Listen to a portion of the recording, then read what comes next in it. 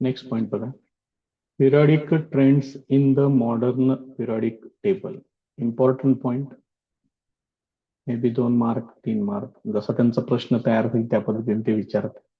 काय असते हे ट्रेंड्स म्हणजे बघा. When properties of elements in a period or a group of modern periodic table are compared. तुम्ही ग्रुप वाईज म्हणजे त्या कॉलम मध्ये वरून खाली येताना, आणि पिरियड वाईज म्हणजे कोणत्याही आडव्या ओळीमध्ये डावीकडून उजवीकडे जाताना.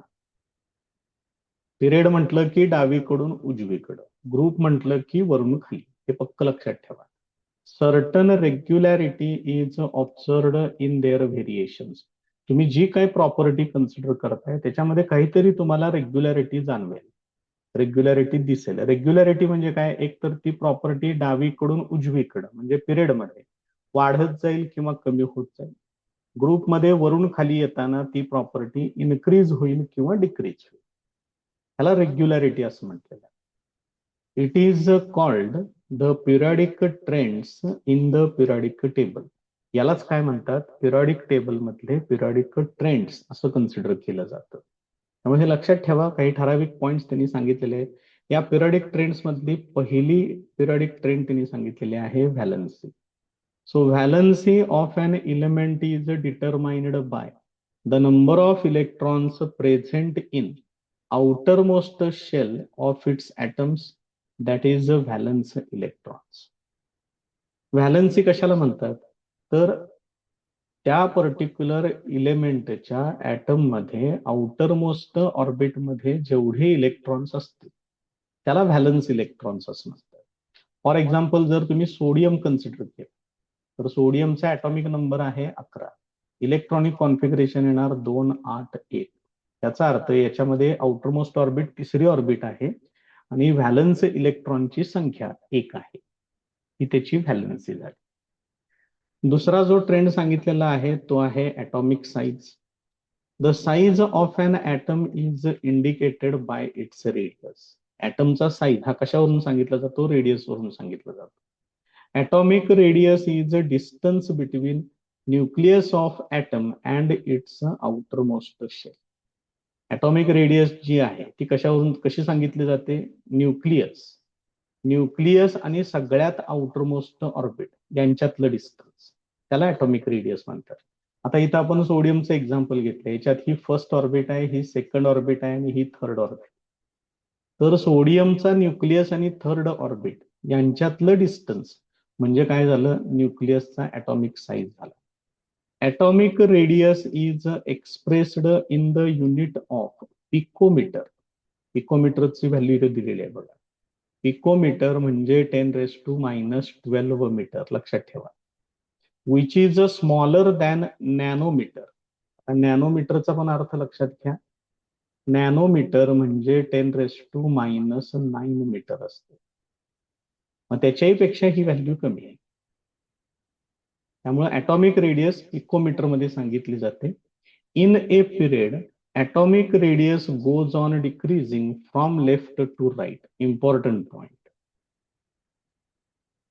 जसं तुम्ही कोणत्याही पिरियड मध्ये डावीकडून उजवीकडे जाल तसं ऍटॉमिक रेडियस काय होत जाते म्हणून सांगितले? डिक्रीज होत जाते म्हणून सांगितले. आपण बघूया एक्झाम्पल त्याचं काय असेल ते. ह्याच्यातलं जर मी कन्सिडर केलं, हा पिरियड कन्सिडर करतोय. Sodium, magnesium, aluminium, silicon, phosphorus, sulphur, chlorine, argon. हा महत्वाचा थर्ड रो असं त्याला म्हणतात. आधीच्या सिलेबसमध्ये एक सेपरेट टॉपिक होता chemistry of third row elements म्हणून 11वी 12वी मध्ये. तर हा महत्वाचाच रो आहे. ह्याच्यातले सगळे एलिमेंट्स बघून ठेवा. आता याच्यात काय सांगितले बघा. जसं तुम्ही डावीकडून उजवीकडे याल तसं ऍटॉमिक रेडियस काय होतो? डिक्रीज होतो. तर बघा कसे काय काय होते ते. ऍटॉमिक नंबर्स बघा. 11, 12, 13, 14, 15, 16, 17 आणि 18. हा कितवा पिरियड आहे? थर्ड पिरियड आहे. याचा अर्थ याच्यात आउटरमोस्ट ऑर्बिट कुठली असणार आहे? तिसरी ऑर्बिट असणार. जसं तुम्ही डावीकडून उजवीकडे याल तसं ऍटॉमिक नंबर वाढतोय. ऍटॉमिक नंबर वाढतोय याचा अर्थ एक इलेक्ट्रॉन वाढतो आणि एक प्रोटॉन वाढतो. प्रोटॉन आहेत ते न्यूक्लियस मध्ये असतात म्हणजे ते सेंटरला असतात आणि इलेक्ट्रॉन्स जे आहेत ते अशा सर्क्युलर ऑर्बिटमध्ये फिरत असतात. ही फर्स्ट ऑर्बिट, ही सेकंड ऑर्बिट आणि ही थर्ड ऑर्बिट. मग सोडियम मध्ये काय असतं, इथं फक्त एकच इलेक्ट्रॉन असतं आउटर मोस्ट ऑर्बिट मध्ये. मॅग्नेशियम मध्ये एकाचे 2 होतात इथं, त्यावेळेला इथला एक प्रोटॉन पण वाढत. अल्युमिनियम मध्ये ह्या आउटर मोस्ट ऑर्बिट मधल्या इलेक्ट्रॉनची संख्या 3 होते, त्यावेळेला प्रोटॉन पण एक वाढत. म्हणजेच काय होतं, total positive charge increases, total negative charge also increases. मग साहजिकच जर चार्ज वाढला तर यांच्यातलं फोर्स ऑफ अट्रॅक्शन वाढतं, आणि फोर्स ऑफ अट्रॅक्शन वाढलं की हे थोडस आत ओढली जाते ऑर्बिट. कारण हा न्यूक्लियसवरचा पॉझिटिव्ह चार्ज त्यांना आपल्याकडे ओढायला लागतो, आणि त्यामुळे याचा जो ॲटॉमिक साईज आहे तो डिक्रीज होतो. हे लक्षात ठेवा. आता त्यांनी काय कसं सांगितले बघा, the atomic number increases 1 by 1, एक एक न वाढत जातो. That is positive charge on a nucleus increases by 1 unit at a time, but additional electron gets added to same outermost shell. मात्र जो इलेक्ट्रॉन ऍड होतो तो इथं तिसऱ्याच ऑर्बिटमध्ये ऍड होतो. या पर्टिक्युलर सोडियम मॅग्नेशियम थर्ड रोला तिसऱ्या ऑर्बिटमध्ये, फोर्थ रोला जर फोर्थ पिरियडकडे जर तुम्ही आलात तर चौथ्या ऑर्बिटमध्ये, पुढं 5व्या ऑर्बिटमध्ये, या पद्धतीने इलेक्ट्रॉन्स वाढत जाणार. Thus nuclear charge increases and electrons are pulled towards nucleus to a greater extent. त्यामुळे न्यूक्लियसवरचा चार्ज वाढतो, बाहेर सुद्धा निगेटिव्ह चार्ज वाढतो, यांच्यातलं फोर्स ऑफ अट्रॅक्शन वाढतं, आणि न्यूक्लियस या इलेक्ट्रॉन्सना स्वतःकडे जास्त ताकदीनं ओढायला लागतं. Hence size of atom decreases. 2 मार्काला तुम्हाला सायंटिफिक रिझन द्या, त्याच्यामध्ये हे विचारू शकतात. Now while going down a group. आता ग्रुपमध्ये वरून खाली यायचंय तुम्ही, इकडून इकडे. आता याच्यामध्ये आपली चर्चा झालेली आहे, जसं तुम्ही ग्रुपमध्ये एका 1 स्टेप खाली येता तुम्ही, त्यावेळेला काय होतं, ही फर्स्ट ऑर्बिट असते, फर्स्ट रो किंवा फर्स्ट पिरियड म्हणजे पहिली ऑर्बिट. हा सेकंड पिरियड म्हणजे सेकंड ऑर्बिट. इथं डायरेक्ट ऑर्बिटच ऍड होते, नवीन ऑर्बिट वाढते. मग त्याच्यामध्ये काही होईल, आता 1चं 3 झालं, 3चं इथं डायरेक्ट 11 झालं, 11चं 19 झालं. म्हणजे इथं ॲटॉमिक नंबर वाढतोय, टोटल पॉझिटिव्ह चार्ज वाढतोय, टोटल निगेटिव्ह चार्ज वाढतोय, पण ऑर्बिटच ऍड होते डायरेक्ट. इथं फक्त एकच ऑर्बिट होती, इथं 2 ऑर्बिट आहेत, इथं 3 ऑर्बिट, इथं 4, इथं 5, 6. त्यामुळे साहजिकच याच्यामध्ये ॲटॉमिक साईज वाढतच जाणार आहे. न्यूक्लिअर चार्जचा किंवा न्यूक्लियसवरचा पॉझिटिव्ह चार्ज आणि बाहेरच्या इलेक्ट्रॉन्सवरचा निगेटिव्ह चार्ज यांचा काही संबंधच राहत नाही त्याच्यामध्ये. So while going down a group, atomic size goes on increasing because a new shell is added. New shell, new orbit, shell किंवा orbit काही म्हणा चालते. Hence, distance between outermost electron and nucleus goes on increasing. एक ऑर्बिटच वाढते direct, त्यामुळे साहजिकच atomic size जो आहे तो वाढतो, ॲटॉमिक रेडियस वाढते. ते न्यूक्लियस आणि आउटरमोस्ट ऑर्बिट मधलं इलेक्ट्रॉन यांच्यातलं डिस्टन्स इन्क्रीज होतो. दस atomic size increases in spite of increased nuclear charge. त्यामुळे ॲटॉमिक साईज काय होत जातो, इथं वाढतच जातो. त्यामुळे हा ट्रेंड पक्का लक्षात ठेवा. जसं तुम्ही डावीकडून उजवीकडे जाल तसं हे ॲटॉमिक साईज किंवा ॲटॉमिक रेडियस ही डिक्रीज होत जाईल, आणि जसं तुम्ही वरून खाली याल तसं ॲटॉमिक साईज इन्क्रीज होत जाईल. हे महत्वाचं कन्क्लुजन, व्हेरी इम्पॉर्टंट. पहिल्यांदा हे लक्षात असू दे, कारण ह्या गोष्टींवरती पुढची एक्सप्लेनेशन्स अवलंबून राहतील. नेक्स्ट पॉइंट आहे metallic and non metallic character. In periodic table, metallic elements like sodium, magnesium are towards left, and non-metallic elements such as sulfur, chlorine are towards right. The metalloid element silicon lies in between these two types. Same pattern is also observed in the other pairs. आणि सरळ simple भाषेमध्ये असं सांगितलंय की metals जे आहेत ते periodic टेबलच्या लेफ्ट पार्टमध्ये आहे या भागात मेटल्स. त्याच्यानंतर जे नॉन मेटल्स आहेत ते पिरियडिक टेबलच्या राईट साइड मध्ये आहेत. आणि मेटॅलॉइड्स जे आहेत ते ते यांना सेपरेट करतात. आपण मागच्या वेळी पण इथं झिगझॅग लाईन दाखवली ती. म्हणजे या झिगझॅग लाईनच्या इकडं डावीकडं हे सगळे मेटल्स आणि इकडून इकडं सगळे नॉन मेटल्स. नॉन मेटल मधले कोण कोण आहेत बघा. Nitrogen, oxygen, fluorine, chlorine, sulphur, bromine ही नावं माहीत असू. हा जो शेवटचा 18वा ग्रुप आहे इकडं helium, neon, argon, krypton, xenon, radon हे जे काय आहेत हे सगळे इनर्ट गॅसेस आहेत, नोबल गॅसेस आहेत. म्हणजे ते रिएक्शन मध्ये शक्यतो करून पार्टिसिपेट करत नाही. त्यामुळे त्यांनी पिरियडिक टेबलचे असे 2 भाग केलेले आहेत. शिवाय ते प्रॉपरली सेपरेट करणारी एक झिगझॅग लाईन सुद्धा त्यांनी त्याच्यामध्ये दाखवलेली आहे. आणि त्या झिगझॅग लाईन वरती सगळे मेटॅलॉइड्स प्लेस केलेले आहेत. Now the zigzag line it separates the metals from non-metals in a periodic table. मग ही जी झिगझॅग लाईन इथे दिसते ही काय करते, मेटल आणि नॉन मेटल्सना एकमेकांपासून सेपरेट करते. Metals are on left side of this line. याच्या डाव्या बाजूला मेटल्स आहेत. Non metals on right side. Non metal उजव्या बाजूला आहे. And metalloids are along border of this line. बरोबर या लाईन वरती जे कोण आहेत ते सगळे मेटॅलॉइड्स आहेत. त्यामुळे ह्या झिगझॅग लाईनचं महत्व समजून घ्या. हे काय रिप्रेझेंट करतं सांगता आलं पाहिजे. Also the cation is formed from a metal while anion from a non-metal. पहिल्यांदा कॅटायन आणि anion काय आहेत ते बघा. जर तुम्ही सोडियम कन्सिडर केला तर सोडियमच्या आउटरमोस्ट ऑर्बिटमध्ये सोडियमची काय परिस्थिती आहे, 2, 8 आणि 1. तो काय करतो, एक इलेक्ट्रॉन देऊन टाकतो आणि त्याचं कन्व्हर्शन Na+ मध्ये होतं आणि हा इलेक्ट्रॉन त्याच्यातून बाहेर पडतो. हा जो पॉझिटिव्हली चार्जड आयॉन तयार झालेला आहे त्याला कॅटायन असं म्हणतात. आणि हेच जर तुम्ही क्लोरीन कन्सिडर केलं तर क्लोरीन काय करतो, दुसऱ्याकडून इलेक्ट्रॉन घेतो आणि त्याचं कन्व्हर्शन Cl- असं निगेटिव्हली चार्जड एनायन मध्ये होतं. बघा लक्षात येते का.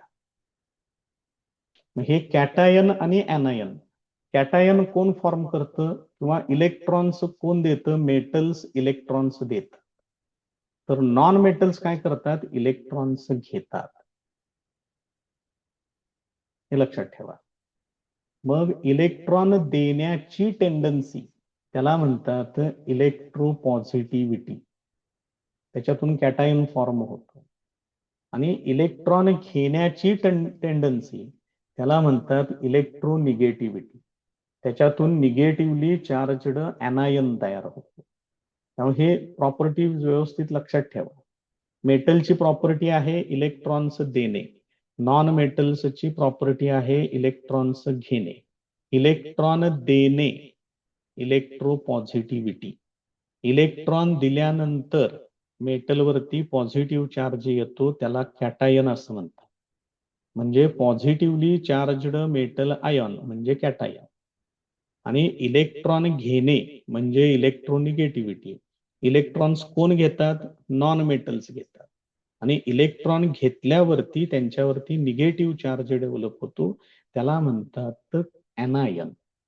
हे व्यवस्थित लक्षात ठेवा. ह्या पुढं सगळ्या गोष्टी तुम्हाला लागणार आहेत आणि हे आत्ताच जर तुम्ही व्यवस्थित तयार केलं तर पुढं जरा जास्त बरं जाईल. आणि हे बेसिक आहे एकदम. So thus metals have a tendency to form a cation by losing its valence electron. Metals काय करतात, त्यांचा व्हॅलन्स इलेक्ट्रॉन देतात आणि त्यांचं कन्व्हर्शन कॅटायन मध्ये होतं. This property is called as electropositivity of an element. यालाच इलेक्ट्रोपॉझिटिव्हिटी असं म्हणतात. The atom of a non metal has a tendency to form an anion by accepting electrons from outside into its valence shell. Non metal काय करतात, दुसऱ्याकडून electrons घेतात, त्यामुळे त्यांच्यावरती negative charge create होतो, म्हणजेच त्याचं कन्व्हर्शन एनायन मध्ये होतं. This property is called electronegativity of an element. यालाच इलेक्ट्रोनिगेटिव्हिटी असं सुद्धा म्हणतात. पुढे बघा आता काय म्हटले. Also, ions have a stable electronic configuration of a noble gas. हे बघा, हे वाक्य किती इम्पॉर्टंट आहे बघा. आता सोडियमचं मगाशी आपण एक्झाम्पल बघितलं. सोडियमचं ॲटॉमिक नंबर 11 आहे, इलेक्ट्रॉनिक कॉन्फिगरेशन आहे 281. हा काय करतो, एक इलेक्ट्रॉन देऊन टाकतो. मग ह्यानं जर आउटर मोस्ट ऑर्बिट मधला एक इलेक्ट्रॉन दिला की त्याचं कन्व्हर्शन कॅटायन मध्ये होतं Na+. मग याच्याकडे आता काय शिल्लक राहतं, 2 आणि 8 एवढं शिल्लक राहतं, कारण त्यानं एक इलेक्ट्रॉन दिलेला आहे. मग याच्या आउटरमोस्ट ऑर्बिट मध्ये किती आले, 8 इलेक्ट्रॉन आले. मग 2 आणि 8 10 इलेक्ट्रॉन्स. त्याचं इलेक्ट्रॉनिक कॉन्फिगरेशन या निऑन सारखं होतं. म्हणजेच कुणासारखं होतं, नोबल गॅस किंवा इनर्ट गॅस सारखं होतं. हेच जर तुम्ही क्लोरीनचा विचार केला, क्लोरीनचा ॲटॉमिक नंबर 17 आहे, इलेक्ट्रॉनिक कॉन्फिगरेशन आहे 287. हा काय करतो, दुसऱ्याकडून एक इलेक्ट्रॉन घेतो आणि त्याचं कन्व्हर्शन Cl- मध्ये होतं, म्हणजे एनायन मध्ये. त्यावेळेला त्याच्याकडं हा जो आउटरमोस्ट ऑर्बिट मध्ये 7 आहेत, एक इलेक्ट्रॉन वाढला की ते 8 होतात. हे सुद्धा इलेक्ट्रॉनिक कॉन्फिगरेशन कोणासारखं होतं, नोबल गॅस सारखं होतं. त्यामुळे हे जे काही आयॉन्स तयार होतात ते अशा पद्धतीनं तयार होतात की त्यांच्या आउटरमोस्ट ऑर्बिटमध्ये नोबल गॅस किंवा इनर्ट गॅसेस सारखं स्टेबल इलेक्ट्रॉनिक कॉन्फिगरेशन आलं पाहिजे. बघा, हे वाक्य एवढंच आहे, पण त्याच्यात अर्थ किती आहेत. त्याच्या पुढे बघा, अजून एक पॉइंट त्यांनी डिस्कस केलेला आहे याच्यात. All electrons in any atom are held by attractive force exerted on them by positively charged nucleus. काय परिस्थिती असते, सेंटरला न्यूक्लियस असतो, ठीक आहे, आणि हे जे इलेक्ट्रॉन्स आहेत ते असे सर्क्युलर ऑर्बिटमध्ये फिरत असतात. तर हा न्यूक्लियस आणि या ऑर्बिट मधले इलेक्ट्रॉन्स यांच्यामध्ये फोर्स ऑफ अट्रॅक्शन असतो. आता आपल्याला काय कन्सिडर करायचं आहे, आउटर मोस्ट ऑर्बिट मधले इलेक्ट्रॉन आणि न्यूक्लियस वरचा पॉझिटिव्ह चार्ज यांच्यातलं फोर्स ऑफ अट्रॅक्शन हे कन्सिडर करायचं. त्याच्याबद्दल ते सांग. All electrons in an atom are held by the attractive force exerted on them by positively charged nucleus. आता हा न्यूक्लियस पहिल्या ऑर्बिटमध्ये जे इलेक्ट्रॉन्स आहेत त्यांच्यावर पण फोर्स एक्झर्ट करणार, दुसऱ्या ऑर्बिटमध्ये इलेक्ट्रॉन्स आहेत त्यांच्यावरती पण फोर्स एक्झर्ट करणार, सगळ्यांच्या वरतीच तो फोर्स एक्झर्ट करणार. त्याच्या पुढे बघा काय म्हटलंय, electrons in inner shells lie in between valence shell and nucleus. ही जी आउटरमोस्ट ऑर्बिट आहे किंवा आउटरमोस्ट शेल आहे, याला त्यांनी म्हटलंय व्हॅलन्स शेल, आणि न्यूक्लियस इथं आहे.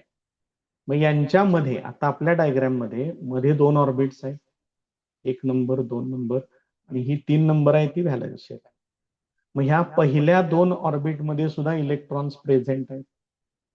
मग होतं कसं, जर ह्या मधल्या 2 ऑर्बिट नसत्या तर यांच्यातलं फोर्स ऑफ अट्रॅक्शन आणि ह्या मधल्या 2 ऑर्बिट्स आहेत आणि मध्ये इलेक्ट्रॉन्स जर फिरत असतील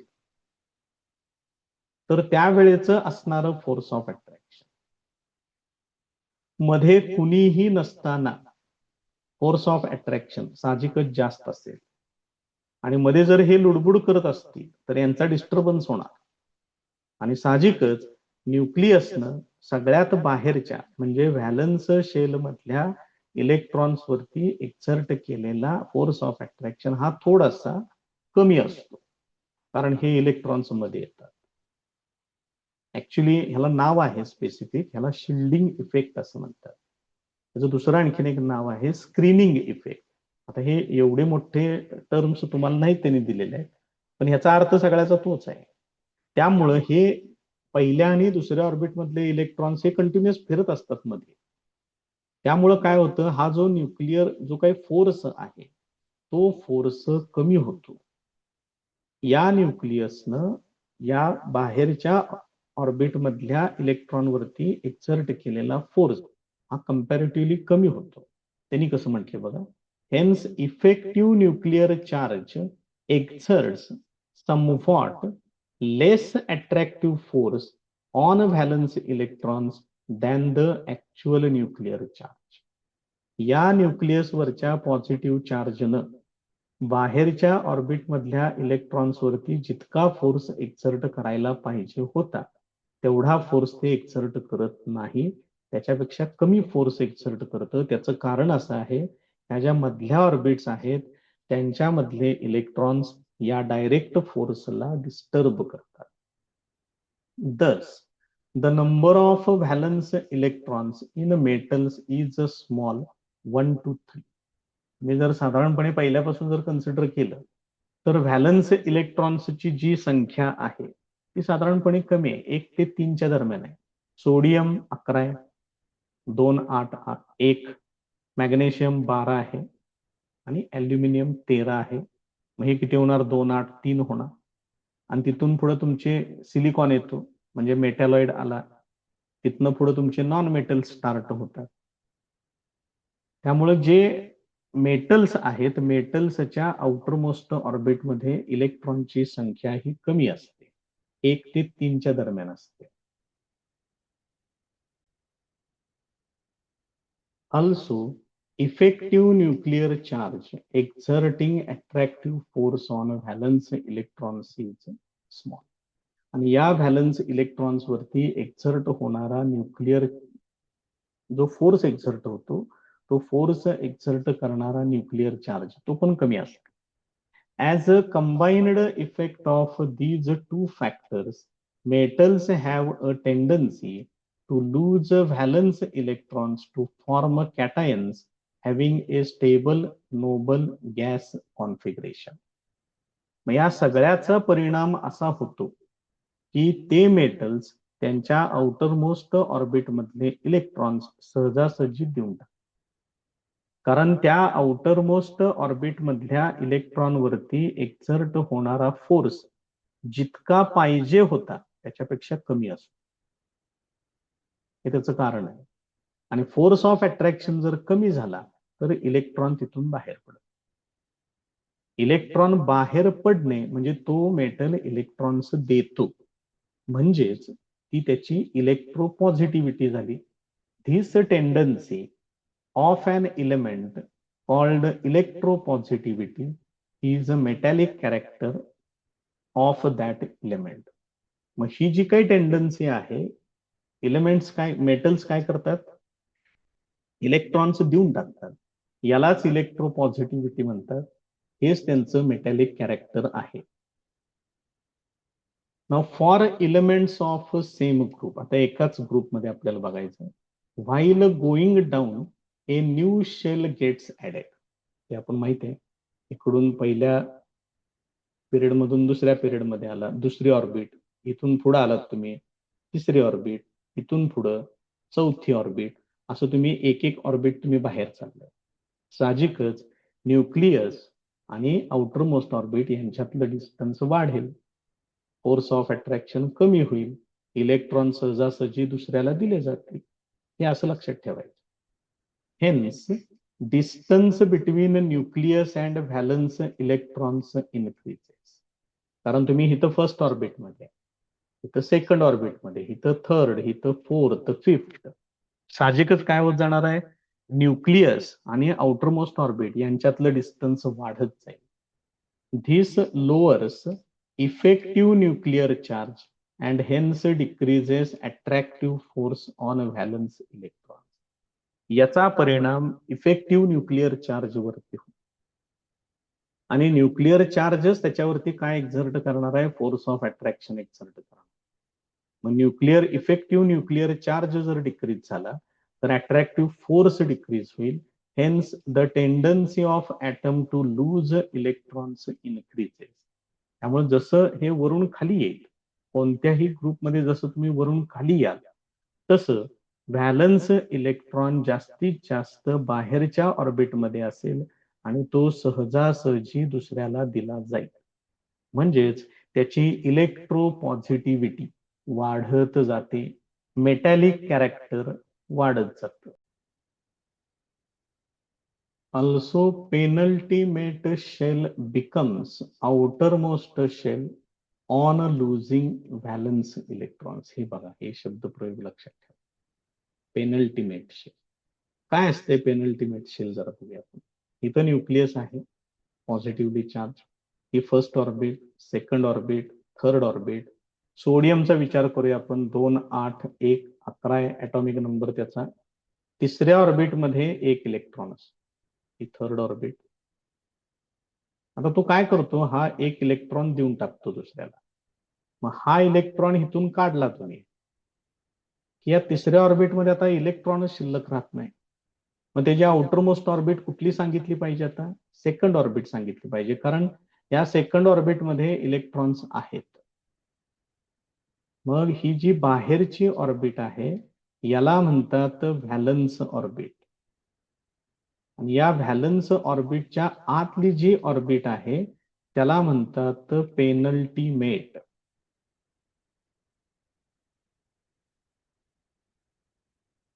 पेनल्टिमेट शेल किंवा पेनल्टिमेट ऑर्बिट. मग काय होतं? ह्यानं हा आउटर मोस्ट ऑर्बिट मधला एक इलेक्ट्रॉन देऊन टाकला की त्याच्याकडे दोनच ऑर्बिट राहतील. आणि ही जी सेकंड ऑर्बिट आहे ही पहिल्यांदा पेनल्टिमेट ऑर्बिट होती, हीच आता काय होईल? Outer most shell, outer most orbit होईल. The penultimate shell is a complete octet. आणि याच्यामध्ये पूर्णपणे 8 इलेक्ट्रॉन्स असतात, त्यामुळं ऑक्टेट कम्प्लीट होतं.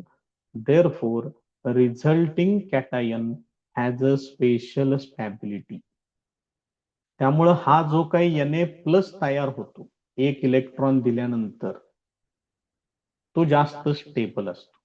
Due to this tendency of atom to lose electrons increases further. आणि ही स्टॅबिलिटी मिळवण्यासाठी ॲटम्स काय करतात? इलेक्ट्रॉन्स लूज करतात. ही टेंडन्सी वाढत जाते. Now, the metallic character of an atom is its tendency to lose electrons. Metallic character म्हणजे काय? तर टेंडन्सी टू लूज इलेक्ट्रॉन्स. तुम्हाला जर विचारलं की प्रॉपर्टीज सांगा मेटलच्या, तर सगळ्यात पहिली प्रॉपर्टी ही सांगता आली पाहिजे. मेटल्स इलेक्ट्रॉन्स लूज करतात. Therefore, the metallic character of elements increases while going down the group. त्यामुळे ग्रुपमध्ये जसं तुम्ही वरून खाली याल या दिशेमध्ये, तसं इलेक्ट्रॉन देण्याची टेंडन्सी वाढते, मेटॅलिक कॅरेक्टर वाढतं. कारण ह्याचं परत एकदा कारण सांगतोय. जसं तुम्ही ग्रुपमध्ये वरून खाली याल तसं इलेक्ट्रॉन जास्तीत जास्त बाहेरच्या ऑर्बिटमध्ये तुम्हाला मिळेल. न्यूक्लियस पासून तो जास्त डिस्टन्स वरती असेल, त्याच्यावर ऍक्ट होणारा अट्रॅक्टिव्ह फोर्स कमी असेल. बघा लक्षात येते का? त्यामुळे तो इलेक्ट्रॉन सहजासहजी बाहेर पडू शकतो. म्हणजेच त्याचं मेटॅलिक कॅरेक्टर काय होत जातं? इन्क्रीज होत जातं. While going from left to right in a period. आता इकडून इकडं जायचंय, डावीकडून उजवीकडं. Outer most shell remains same. हे सगळ्यात पहिली महत्वाची. तुम्ही जोपर्यंत ह्या आडव्या ओळीमध्ये आहे तोपर्यंत तुमचा शेल नंबर ऑर्बिट नंबर बदलणार नाही. हा कुठलाही सेकंड पिरियड आहे, म्हणजे याच्यामध्ये सेकंड ऑर्बिट असणार. हा थर्ड पिरियड आहे, म्हणजे याच्यामध्ये कंपल्सरी थर्ड ऑर्बिट, थर्ड शेलच असणार आहे. मग यात होतं काय बघा? सोडियम बघा 11चं 12 होणार. आता इकडून इकडे यायचं, डावीकडून उजवीकडे. 11चं 12 झालं म्हणजे 11 प्रोटॉनचे 12 प्रोटॉन झाले, 11 इलेक्ट्रॉनचे 12 इलेक्ट्रॉन झाले. म्हणजे टोटल पॉझिटिव्ह चार्ज वाढतो, टोटल निगेटिव्ह चार्ज वाढतो. ऍल्युमिनियम कडे तुम्ही आला तर इथं 13 आहे. म्हणजे 13 प्रोटॉन 13 इलेक्ट्रॉन झाले. Silicon 14 proton 14 electron. म्हणजेच टोटल पॉझिटिव्ह चार्ज वाढतो, टोटल निगेटिव्ह चार्ज वाढतो, इफेक्टिव्ह न्यूक्लिअर चार्ज वाढतो, फोर्स ऑफ अट्रॅक्शन वाढतं. आणि त्यामुळे जसं तुम्ही डावीकडून उजवीकडे जाल तसं फोर्स ऑफ अट्रॅक्शन वाढल्यामुळं ऍटमचा साईज काय होतो, डिक्रीज होतो. बघा काय म्हटलंय. But positive charge on nucleus goes on increasing while atomic radius goes on decreasing. Positive charge वाढत जाणार आहे एक एक, निगेटिव्ह चार्ज पण वाढणार, फोर्स ऑफ अट्रॅक्शन वाढणार, त्यामुळे ॲटॉमिक साईज डिक्रीज होणार. Thus effective nuclear charge goes on increasing. त्यामुळे न्यूक्लियसचा इफेक्ट जो आहे तो तिथं वाढत जाईल. Hence tendency of an atom to lose valence electrons decreases within a period from left to right. हे महत्वाचं कन्क्लुजन. मग इथं डावीकडून उजवीकडे जसं तुम्ही जाल तसं न्यूक्लियसनं आउटर मोस्ट ऑर्बिट वरती एक्झर्ट केलेला फोर्स ऑफ अट्रॅक्शन वाढत जातोय. तो जर वाढत गेला तर ऍटमचा साईज कमी कमी कमी होत जातो. हे जर आपण असं कन्सिडर केलं, ह्या 3 ऑर्बिट्स आहेत, यांच्यातला फोर्स ऑफ अट्रॅक्शन वाढला, हे जे डिस्टन्स आहे हे डिस्टन्स कमी होणार. डिस्टन्स कमी झालं याचा अर्थ न्यूक्लियसचा या इलेक्ट्रॉन्सवरचा होल्ड जास्त स्ट्रॉंग आहे. त्यामुळे हा इलेक्ट्रॉन बाहेर देता येणं अवघड होत जाणार आहे. त्यामुळं हा एलिमेंट किंवा हा ऍटम सहजासहजी हे इलेक्ट्रॉन्स देणार नाही. Hence, tendency of atom to lose valence electrons decreases within a period from left to right. त्यामुळे जसं तुम्ही डावीकडून उजवीकडे याल तसं इलेक्ट्रॉन देण्याची टेंडन्सी कमी कमी कमी होईल. बघा, सोडियम 1 इलेक्ट्रॉन देतो, मॅग्नेशियम 2 देतो, ऍल्युमिनियम 3 देतो, इथून पुढे स्टार्ट होतं डिक्रीजिंग. सिलिकॉन 4च इलेक्ट्रॉन असतात आउटरमोस्ट ऑर्बिटमध्ये. ऑक्टेट कंप्लीट करायचं आहे म्हणजे 8 इलेक्ट्रॉन्स कंप्लीट करायचे असतील तर 4च्या 4 दिले पाहिजेत किंवा 4 घेतले पाहिजेत. शक्य नाहीये, हे एवढं सोपं नसतं. फॉस्फरस मध्ये 5 इलेक्ट्रॉन आहेत, तो 3 इलेक्ट्रॉन घ्यायचा प्रयत्न करतो. सल्फर मध्ये 6, तो 2 इलेक्ट्रॉन घेतो. क्लोरीन मध्ये 7, तो चटकन इलेक्ट्रॉन घेऊन टाकतो. म्हणजे डावीकडून उजवीकडे जसं तुम्ही याल तसं इलेक्ट्रॉन देण्याची टेंडन्सी कमी होते. मेटॅलिक कॅरेक्टर डिक्रीज होतं, इलेक्ट्रॉन घेण्याची टेंडन्सी वाढते, नॉन मेटॅलिक कॅरेक्टर इन्क्रीज होतं. हे लक्षात ठेवा, हे सगळे ट्रेंड्स आहेत आणि ह्याचा अभ्यास आत्ताच करून ठेवा. 11वीत आणि 12वीमध्ये फार सोपं जाईल.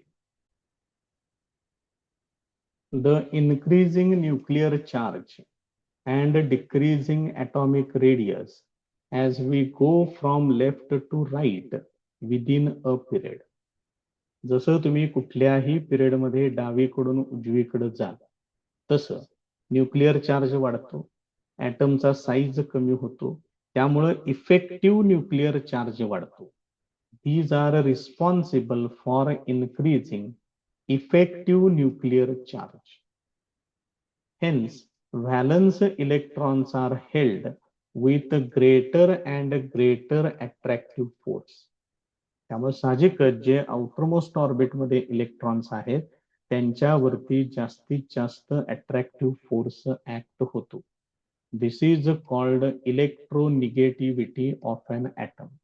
याचा अर्थ तो इलेमेंट इलेक्ट्रॉन्स सोडणार नाही, उलट तो दुसऱ्याकडून इलेक्ट्रॉन्स घेईल. तो दुसऱ्याकडून इलेक्ट्रॉन ऍक्सेप्ट करेल, कारण त्याचं ऑक्टेट कंप्लीट होईल आणि ऑक्टेट कंप्लीट झालं की तो इनर्ट किंवा नोबल गॅस सारखा निवांत राहील, स्टॅबिलिटी मिळेल त्याला. So electronegativity increases from left to right within a period. आता सांगितल्याप्रमाणे जसं तुम्ही डावीकडून उजवीकडे जाल तसं नॉन मेटॅलिक कॅरेक्टर वाढतं, इलेक्ट्रॉन घेण्याची टेंडन्सी वाढते, इलेक्ट्रॉन देण्याची टेंडन्सी कमी होते. म्हणजेच इलेक्ट्रो पॉझिटिव्हिटी डिक्रीज होते, इलेक्ट्रोनिगेटिव्हिटी वाढते. डावीकडून उजवीकडं असंच कन्सिडर करायचं. So electronegativity increases from left to right within a period.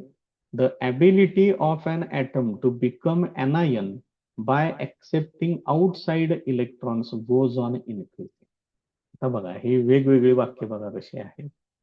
डावीकडून उजवीकडे जाताना मेटॅलिक कॅरेक्टर डिक्रीज होत, नॉन मेटॅलिक कॅरेक्टर इन्क्रीज होत, इलेक्ट्रो पॉझिटिव्हिटी डिक्रीज होते, इलेक्ट्रोनिगेटिव्हिटी वाढत जाते, कॅटायन फॉर्म करण्याची टेंडन्सी म्हणजे इलेक्ट्रॉन देण्याची टेंडन्सी कमी होत जाते, इलेक्ट्रॉन घेण्याची टेंडन्सी म्हणजेच एनायन फॉर्म करण्याची टेंडन्सी वाढत जाते.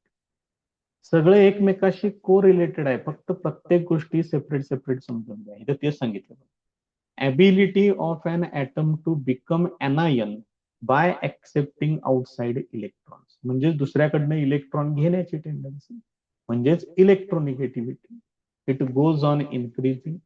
The tendency of an element to form anion or the electronegativity is the non-metallic character of an element. मग जिथं anion फॉर्म होतं किंवा ज्याची इलेक्ट्रोनिगेटिव्हिटी जास्त आहे त्यालाच नॉन मेटल असं म्हणतात. नॉन मेटॅलिक कॅरेक्टर सांगा म्हणून विचारलं काय असतं नॉन मेटॅलिक सांगायचं. ते दुसऱ्याकडून इलेक्ट्रॉन्स ऍक्सेप्ट करतात, त्यांची इलेक्ट्रोनिगेटिव्हिटी जास्त असते. ह्या प्रॉपर्टीज ज्यांच्याकडे असतात त्यांना नॉन मेटल्स असं म्हणतात. हे जे सगळे पॉइंट्स आहेत त्याचं इथं त्यांनी एकत्र सगळं तयार केलेलं आहे बघा. While going downwards in any group, कोणत्याही ग्रुपमध्ये जसं तुम्ही वरून खाली या दिशेने कुठलाही ग्रुप घ्या, electropositivity increases, electropositivity of elements increases while there. हे चुकले बघा, ते इलेक्ट्रो पॉझिटिव्हिटी आहे हे काढून टाका. इथं काय पाहिजे मग इलेक्ट्रो निगेटिव्हिटी डिक्रीजेस पाहिजे. While going from left to right in any period, आता इकडून इकडे जायचंय प्ले पिरियड मध्ये डावीकडून उजवीकडे, electronegativity of elements goes on increasing while their electropositivity goes on decreasing. डावीकडून उजवीकडे जाताना इलेक्ट्रॉन घेण्याची टेंडन्सी वाढते म्हणजे इलेक्ट्रोनिगेटिव्हिटी वाढते, इलेक्ट्रो पॉझिटिव्हिटी डिक्रीज होते. Larger the electropositivity or electronegativity of an element, higher is the reactivity. हे लक्षात ठेवा. ज्या एलिमेंटची इलेक्ट्रोपॉझिटिव्हिटी किंवा इलेक्ट्रोनिगेटिव्हिटी जास्त असते ते एलिमेंट्स जास्त रिएक्टिव्ह असतात.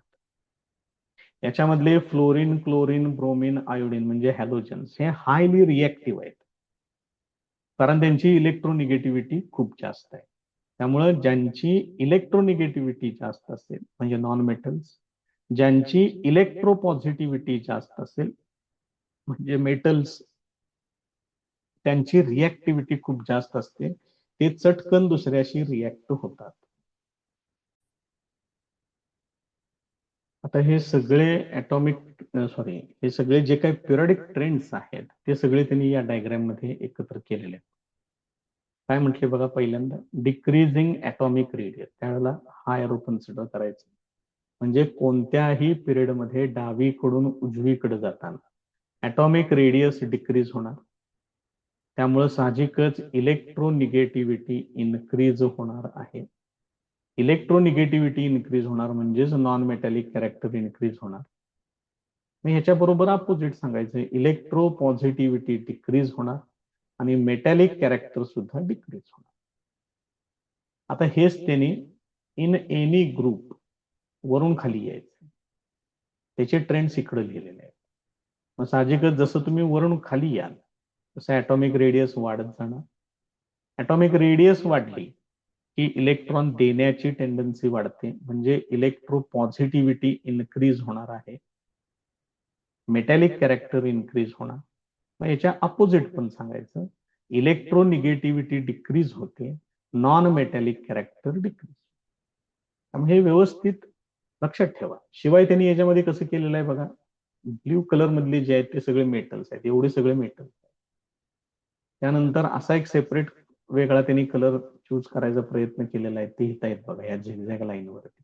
हे सगळे मेटॅलॉइड्स आहेत आणि नॉन मेटल्स हे इकडल्या बाजूला आहेत.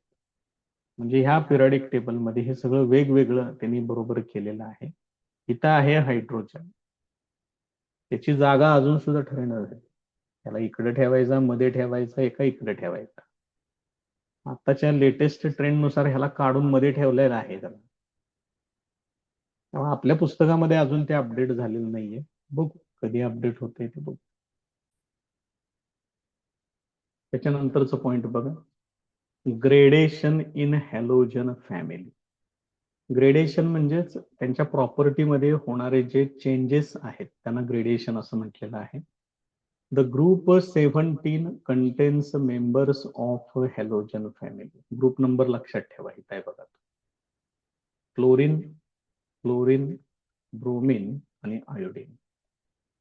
All of them have a general formula X2.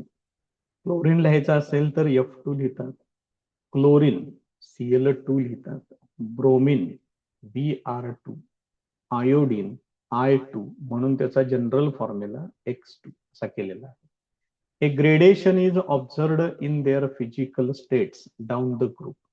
त्यांच्या फिजिकल स्टेट्स म्हणजे ते सॉलिड, लिक्विड, गॅसेस काय आहेत त्याच्यामध्ये ग्रेडेशन दिसतं. Fluorine and chlorine they are gases. Bromine is in liquid format while iodine is a solid. या पद्धतीनं त्यांना त्यांच्या फिजिकल स्टेट्स मध्ये बदल दिसतात. नेक्स्ट पॉइंट बघा, कन्सिडर द रिएक्शन. हा कुठलाही एक मेटल घ्यायचा M, वॉटर बरोबर रिएक्शन आहे, त्याचं हायड्रॉक्साईड तयार होते आणि हायड्रोजन त्याच्यातून लिबरेट होतो. हे जनरल केमिकल इक्वेशन फॉर, हे कुणासाठी आहे बघा, अल्कलाइन अर्थ मेटल्स साठी. मग अल्कलाइन अर्थ मेटल्स जे आहेत ते इथं सेकंड ग्रुपमध्ये आहेत. हे कुठले आहेत सेकंड ग्रुपमध्ये जरा बघून घेऊया पहिल्यांदा. Beryllium, magnesium, calcium, strontium, barium असे सगळे आहेत. हे काय आहेत ह्यांना त्यांनी शब्द प्रयोग तिथं वापरलेला आहे बघा, अल्कलाइन अर्थ मेटल्स आहेत हे सगळे. यांच्याबद्दल ही रिएक्शन आहे. While going down the second group as beryllium, magnesium, calcium, strontium, barium, reactivity of alkaline earth metals goes on increasing. यांची रिएक्टिव्हिटी वाढत जाते. रिएक्टिव्हिटी वाढते म्हणजे काय, ही रिएक्शन जर स्लोली घडत असेल तर रिएक्टिव्हिटी कमी, आणि जर क्विकली रिएक्शन घडली तर रिएक्टिव्हिटी जास्त, असा त्याचा अर्थ घ्यायचा. Hence the ease with which this reaction takes place also goes on increasing. Thus, beryllium does not react with water. ह्याच्यातला जो पहिला मेंबर आहे बेरिलियम तो रिएक्टच होत नाही. मॅग्नेशियम रिएक्ट्स विथ स्टीम, तो डायरेक्ट वॉटर बरोबर रिएक्ट होत नाही, स्टीम बरोबर म्हणजे पाण्याची वाफ त्याच्याबरोबर रिएक्ट होतं. Calcium and strontium, calcium, strontium and barium react with water at room temperature with increasing rates. उरलेले जे तिघ जण आहेत पुढचे ते पाण्याबरोबर रिएक्ट होतात, रूम टेम्परेचरलाच रिएक्ट होतात. मग या पद्धतीचं ग्रेडेशन तुम्हाला प्रत्येक ठिकाणी बघायला मिळतं. हे सगळं या पिरियडिक टेबलवरून समजतं. म्हणून हे मॉडर्न फॉर्म जो आहे पिरियडिक टेबल तो खूप महत्वाचा आहे. याच्यातले सगळे पॉइंट्स व्यवस्थित तयार करा. 11वी मध्ये परत पिरियडिक टेबलचा सेपरेट टॉपिक आहे. याच्यातलेच काही ठराविक ग्रुप्स आहेत म्हणजे D block, F block, P block मधले शेवटचे 3 ग्रुप्स, हे सगळे तुम्हाला 12वी मध्ये परत सेपरेट टॉपिक्स आहेत, त्यांच्या डिटेलमध्ये अभ्यास तिथं करायचा आहे. त्यामुळे हे व्यवस्थित तयार करून ठेवा.